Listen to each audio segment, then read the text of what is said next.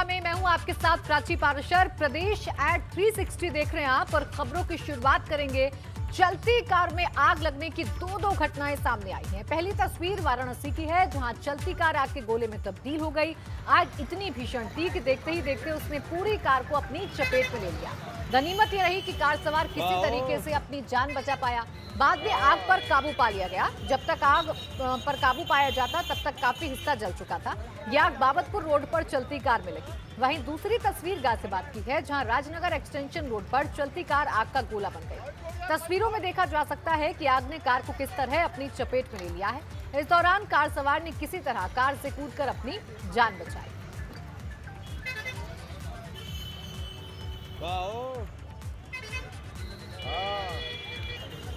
दो तस्वीरें आपके सामने हैं और दोनों ही तस्वीरों में आप देख सकते हैं कि कैसे कार आग के गोले में तब्दील हो गई। महोबा में छात्रा ने बीच सड़क पर छेड़खानी कर रहे मनचले की चप्पलों से पिटाई कर दी। इस दौरान यहां जमा भीड़ ने भी मनचले को लात घूंसे, चप्पलों और थप्पड़ से मारा, जिसका वीडियो कैमरे में कैद हो गया। मामला महोबा शहर कोतवाली क्षेत्र के रोडवेज के पास का है, जहां कोचिंग से वापस आ रही छात्रा से एक मनचला सरेराह छेड़खानी कर रहा था। मनचला बाइक पर सवार था, वो उसे पहले से ही छेड़ता आ रहा था। फिर रोडवेज के सामने उसने बाइक लगाकर फिर रोका, लेकिन हैरान करने वाली बात यह है कि यहां पास में बने पुलिस सहायता केंद्र पर ताला लटका।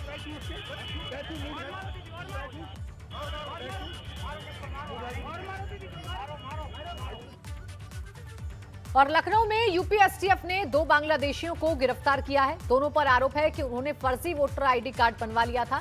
साथ ही उन्होंने आधार कार्ड, पैन और पासपोर्ट भी बनवाया था। दोनों का कनेक्शन लखनऊ, सहारनपुर और अलीगढ़ से बताया जा रहा है। पकड़े गए बांग्लादेशियों के नाम मोहम्मद उमर उस्मानी और तनवीर हैं और दोनों पिता पुत्र हैं।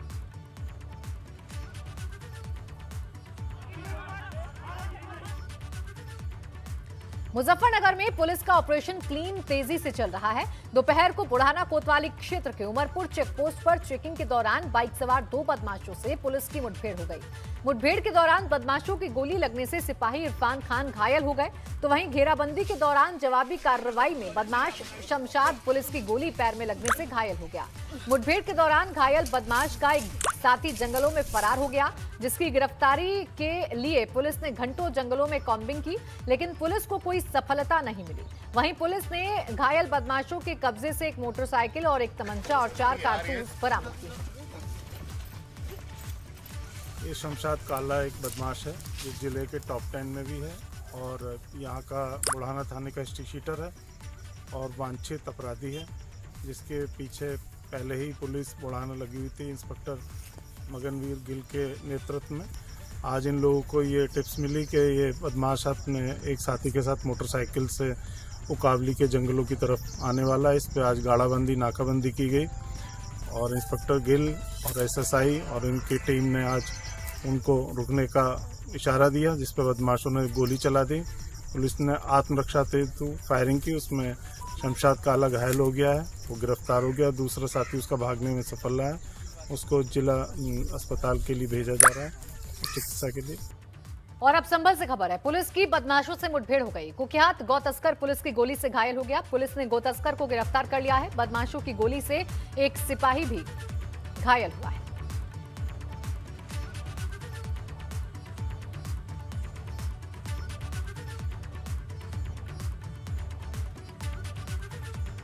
लखनऊ से खबर है, जहां मुख्यमंत्री योगी आदित्यनाथ ने आज राजभवन में राज्यपाल आनंदीबेन पटेल से शिष्टाचार मुलाकात की है। तस्वीरें आपके सामने हैं, राजभवन की तस्वीरें हैं, जहां पर मुख्यमंत्री योगी आदित्यनाथ राज्यपाल आनंदीबेन पटेल से शिष्टाचार भेंट करने के लिए पहुंचे, उनसे मुलाकात करने के लिए पहुंचे।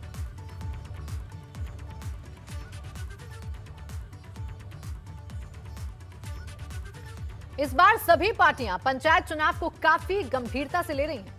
2022 विधानसभा चुनाव से पहले पंचायत चुनावों के मद्देनजर आम आदमी पार्टी ने अपना दमखम दिखाने के लिए दांव चल दिया है। पार्टी ने बढ़त लेते हुए अपने उम्मीदवारों के नाम की घोषणा भी कर दी।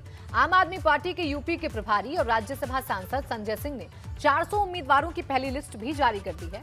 संजय सिंह का कहना है कि पंचायत चुनाव के जरिए केजरीवाल मॉडल को यूपी में भी लागू करेंगे और जिला पंचायत में जीते लोग अगर अच्छा काम करेंगे तो अगले विधानसभा में उन्हें टिकट भी दिया जा सकता है। को लेकर आज आम आदमी पार्टी ने अपनी पहली लिस्ट जारी की। हमारे साथ संजय सिंह जी हैं। संजय सिंह जी, पंचायत चुनाव लड़ने का क्या आशय है?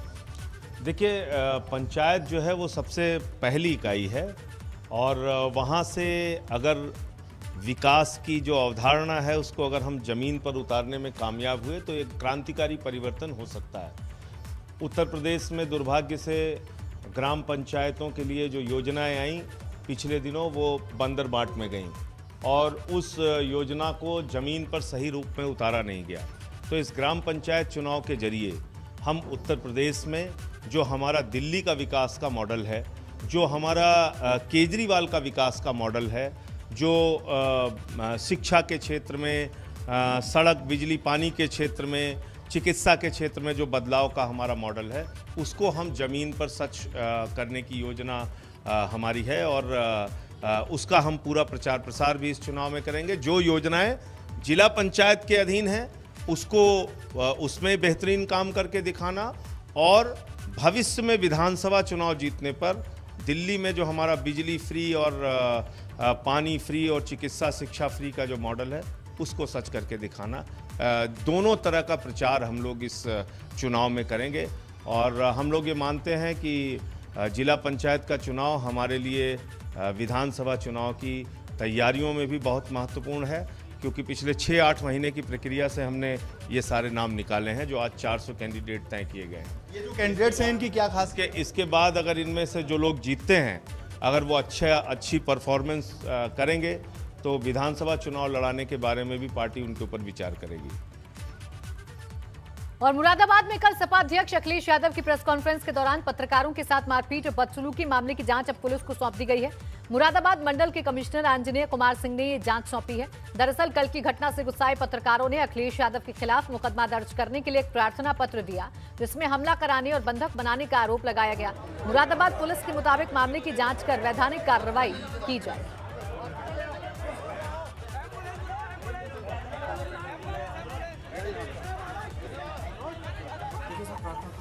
पर पुलिस को कार्रवाई करना है और पुलिस में नियमानुसार कार्रवाई अवश्य करेगी। जो तहरीर हुई है उस पर तुरंत जांच करेंगे और मैं भी आज हिसाब से इसके बारे में बात करूँगा। कल अखिलेश यादव ने प्रेस वार्ता बुलाई थी हॉलीडे एजेंसी में दिल्ली रोड पर, तो 5 बजे का हम लोगों को टाइम दिया था। पहुँचे वो 7 बजे।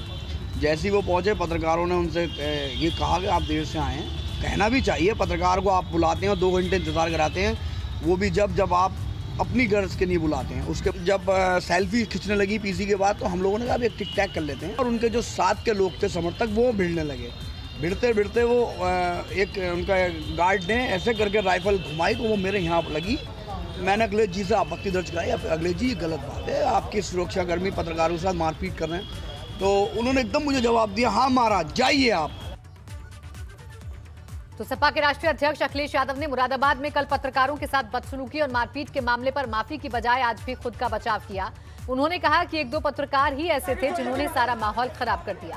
अखिलेश ने इसे साजिश तक करार दिया। अखिलेश ने कहा कि ऐसे कार्यक्रम में सुरक्षा होनी चाहिए।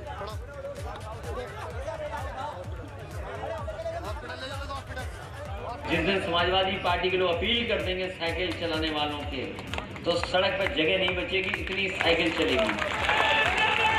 और पता नहीं सरकार वाले भी क्यों चाहते हैं कि हम और आप साइकिल ही चलाएं। ये सरकार वाले भी चाहते हैं, ये सरकार वाले भी चाहते हैं कि हम और आप साइकिल चलाएं। तभी तो डीजल पेट्रोल की कीमत देखो कहां पहुंच गई है। डीजल और पेट्रोल की कीमत कहां पहुंच गई है। मौर्य ने मुरादाबाद में पत्रकारों से मारपीट मामले में अखिलेश यादव पर निशाना साधा। केशव प्रसाद ने कहा कि इस हरकत ने समाजवादी पार्टी का असल चेहरा दिखाया है। अखिलेश यादव को पत्रकारों से माफी मांगनी चाहिए।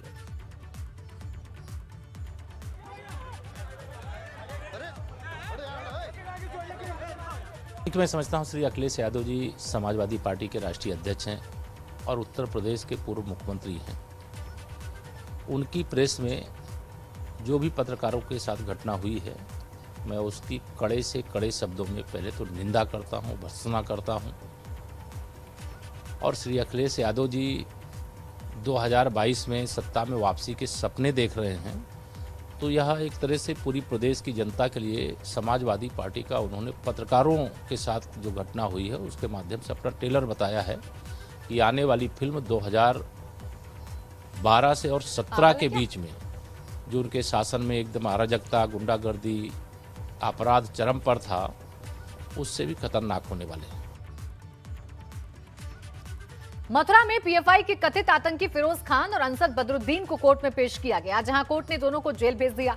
दरअसल दोनों ही 2 दिन की रिमांड उनकी पूरी हो गई थी, जिसके बाद दोनों को आज एडीजे प्रथम कोर्ट में पेश किया गया। आपको बता दें कि कल यूपी एसटीएफ ने रिमांड के दौरान दिल्ली के शाहीन बाग स्थित पीएफआई दफ्तर को भी खंगाला था। माना जा रहा है कि वहां से भी एसटीएफ ने कुछ अहम सबूत जुटाए हैं। 31 मार्च को पीएफआई के 7 सदस्यों को कोर्ट में पेश किया जाएगा। उनको दोनों मुलजिमों को 2 दिन की रिमांड दी गई थी कि 10 तारीख को 12 तारीख तक 12 बजे तक आज उसका टाइम पूरे होना। माननीय न्यायालय के सामने दोनों मुलजिम को पेश किया गया। माननीय न्यायालय के द्वारा उनको जेल भेज दिया गया है। अगली तारीख जो सारी एक्यूड है उनके लिए 31/3 फिक्स है। 31/3 को फिर न्यायालय में उपस्थित हो। अयोध्या के जिला अस्पताल में इलाज कराने आई एक महिला ने ऐसा संगीन आरोप लगाया है जिसे सुनकर अस्पताल प्रशासन के होश उड़ गए। महिला का कहना है कि एम्बुलेंस चालक समेत 4 लोगों ने इमरजेंसी ड्रेसिंग रूम में ले जाकर उसके साथ रेप किया। घटना के बाद महिला के परिजनों ने टोल फ्री हेल्पलाइन नंबर 1076 पर फोन किया, जिसके बाद पुलिस आई। फिलहाल पुलिस ने केस दर्ज कर लिया है। महिला गोसाईगंज क्षेत्र की रहने वाली। मेरे संज्ञान में अभी लाया गया है कि थोड़ा मानसिक रूप से स्वस्थ नहीं, क्योंकि उसकी सास और ससुर भी उसके साथ हैं। उन लोगों का कुछ अन्य लोगों के लिए आरोप है, लेकिन किसी के बारे में अभी कुछ नहीं कहा जा सकता। पुलिस विभाग को भी इसकी सूचना हो गई है। अगर उसके घर वाले कुछ इसमें FIR या कुछ सूचना कोई लिखित में आती है तो सम्यक कार्रवाई की जाएगी। उधर प्रयागराज में हैरान करने वाला मामला सामने आया है, जहां बेटी से छेड़छाड़ का विरोध करने पर दबंगों ने एक महिला को मौत के घाट उतार दिया। ये वारदात मऊ आइमा थाना क्षेत्र के बुआपुर गांव की है। बताया जा रहा है कि युवती खेत से वापस लौट रही थी, तभी 3 युवकों ने छेड़खानी शुरू कर दी। विरोध करने पर तीनों ने जबरदस्ती करने की कोशिश की। पीड़ित परिवार जब आरोपियों के घर शिकायत करने पहुंचा तो इन्होंने लाठी डंडे, लोहे की रॉड और कुल्हाड़ी से हमला कर दिया, जिसमें युवती की मां की इलाज के दौरान मौत हो गई। मृतक महिला की 7 बेटियां हैं। फिलहाल मामला सुर्खियों में आने के बाद पुलिस ने तीनों नामजद आरोपियों को गिरफ्तार कर लिया है, जबकि बाकी बचे आरोपियों की गिरफ्तारी के लिए 2 टीमों का गठन किया गया है। पुलिस को इस बात की सूचना मिली। पुलिस ने तत्काल मौके पर पहुंचकर उस महिला को मेडिकल एड के लिए उसने PSC ले गई। वहां से वो रेफर हो गई SRN हॉस्पिटल मेडिकल कॉलेज, जहां पर कल रात को उसकी डेथ हो गई। पुलिस ने तत्काल मौके पर पहुंच के जो लोग नामजद थे उसके FIR की गई और उन 3 लोगों को जिनकी पहचान हो गई थी उनकी गिरफ्तारी की गई। और अन्य लोग जो पूछताछ से प्रकाश में आए उनसे पूछताछ की जा रही है। एविडेंस कलेक्ट करके उनके खिलाफ भी कार्रवाई की जा रही है।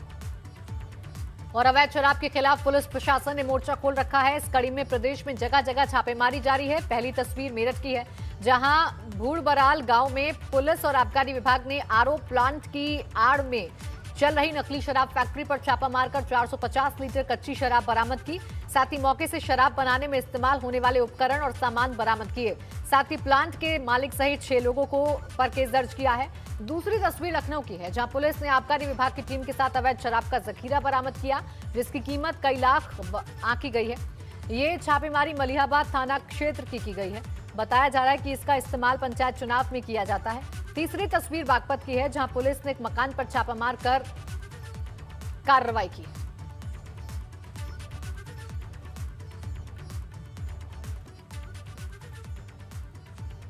कानपुर में अवैध कब्जा करके बनाई गई पुलिस चौकी मामले में एबीपी गंगा की खबर का बड़ा असर हुआ है। एबीपी गंगा ने खबर प्रमुखता से दिखाई थी कि बिधनू थाना क्षेत्र में कानपुर पुलिस ने न्यू आजाद नगर चौकी अवैध रूप से कब्जा करके बनाई थी। इस खबर को एबीपी गंगा पर दिखाए जाने के बाद डीआईजी ने संज्ञान लेते हुए चौकी को 24 घंटे के अंदर खाली करवा दिया। दरअसल मुंशीपुरवा में रहने वाले बाबूराम ने कानपुर विकास प्राधिकरण से 60 वर्ग मीटर का भूखंड लिया था, लेकिन कानपुर पुलिस ने यहां अवैध रूप से चौकी बना ली। मेरे संज्ञान में ये मैटर आया कि वो किसी का प्राइवेट मकान है और वो मकान से बाहर है, तो उसको मैंने इंश्योर कर लिया कि कल ही उसको शिफ्ट करवा दिया गया और एक नया स्थान जो अभी टेम्परेरी रेंट पे लेके उसमें शिफ्ट किया गया उस चौकी को। दूसरी चौकी भी जो थी, ये बताया गया था कि कोई नगर निगम का सार्वजनिक शौचालय जो जीर्ण शीर्ण हालत में था, उसकी जगह पे वहाँ पे चौकी का भवन बनाया गया था। वो मैंने उनको खाली करने के लिए कह दिया और दूसरी जगह जो गांव में चौकी है वहाँ पे उसको शिफ्ट करना था। आज ये दोनों चौकियाँ, एक कल शिफ्ट हो गई, दूसरी चौकी आज इंश्योर कर लेंगे हम कि वो शिफ्ट हो जाएगी। प्रदेश में अवैध शराब के खिलाफ अभियान जोरों पर है। शराब माफियाओं से अब तक करोड़ों रुपए की अवैध शराब बरामद की गई है, लेकिन एटा से हैरान करने वाला मामला सामने आया है, जहां पुलिस कस्टडी में थाने से कई पेटी शराब गायब मिली। दरअसल एक शिकायत पर अलीगढ़ मंडल के वरिष्ठ अधिकारियों के नेतृत्व में एटा के कोतवाली देहात में अचानक छापा मारा गया, तो वहां शराब माफियाओं से पकड़ी गई शराब इंस्पेक्टर के आवास से बरामद हुई। साथ ही उसमें से 1400 पेटी शराब कम मिली। मामले की गंभीरता को देखते हुए इंस्पेक्टर इंद्रेश सिंह और हेड मोहिरर विशाल सिंह के खिलाफ केस दर्ज किया गया है। साथ ही दोनों को सस्पेंड कर दिया गया है और मामले की जांच अलीगढ़ क्राइम ब्रांच के एएसपी विकास कुमार को सौंप दी गई है। कोतवाली देहात कुल मिला के 1400 से अधिक शराब की पेटियों के बारे में स्थिति स्पष्ट नहीं कर सके। इंस्पेक्टर कोतवाली देहात और हेड मोहर्रिर जो मालखाना इंचार्ज थे वो उस समय उपस्थित नहीं थे, लेकिन पूरे अभिलेखों के मिलान से और जो संभावित स्थान वहाँ की तलाशी के बाद 1400 से अधिक शराब की पेटियों का सत्यापन नहीं हो पाया। और अब बात मेरठ की, जहां बीच सड़क पर एक छात्रा ने छेड़खानी से आजिज आकर मनचलों को जमकर सबक सिखाया। छात्रा ने डंडे से छेड़खानी करने वाले एक आरोपी की पिटाई कर दी, जिसके बाद पुलिस ने दोनों आरोपियों को हिरासत में ले लिया।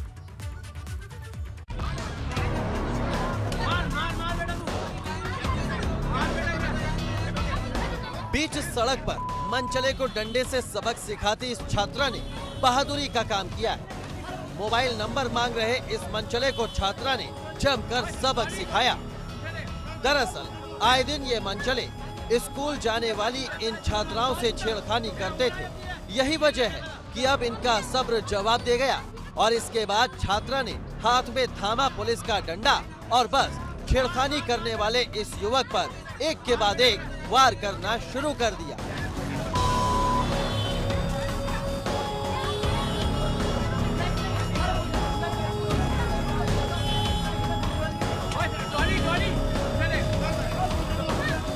जिस वक्त ये छात्रा इस मनचले को सबक सिखा रही थी, उस दौरान कई लोग आकर तमाशा देखने लगे।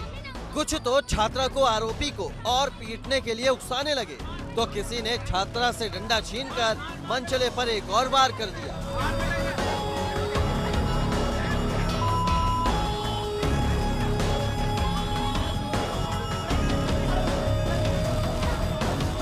इस पूरे घटनाक्रम के बीच मौजूद पुलिस ने छेड़छाड़ के दोनों आरोपियों को पकड़ लिया और अपने साथ थाने ले जाने लगी।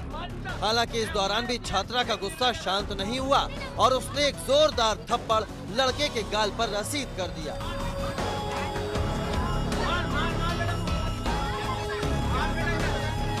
मेरठ में छात्राओं से छेड़खानी की घटना पुलिस की सख्ती पर भी सवाल उठा रही है, लेकिन इस छात्रा ने जिस तरह से मनचले को सबक सिखाया है, उससे ऐसे लोगों के दिलों में खौफ जरूर बैठेगा। Sudhir Chauhan, Meerut, ABP Ganga.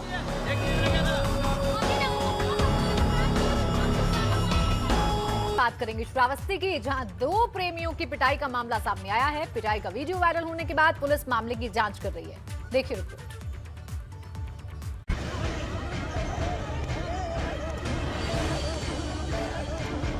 Film guide का एक मशहूर गाना है, क्या से क्या हो गया बेवफा तेरे प्यार में। यहाँ तस्वीरों में हाथ जोड़कर छोड़ देने की विनती कर रहे इन 2 प्रेमियों के साथ कुछ ऐसा ही हुआ, लेकिन यहाँ बेवफा माशूका नहीं, भीड़ निकली। इनका प्रेम परवान चढ़ता इससे पहले ही ये पकड़े गए और फिर जो हुआ वो सबके सामने।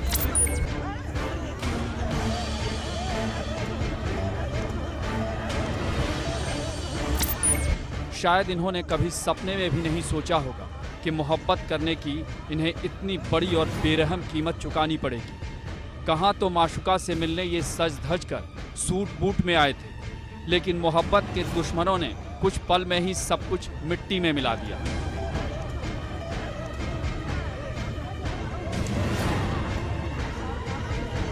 एक आशिक को कुछ लोग मिट्टी में जानवरों की तरह घसीट रहे हैं, तो एक आशिक जमीन पर पड़ा लात घूसे और थप्पड़ खा रहा है।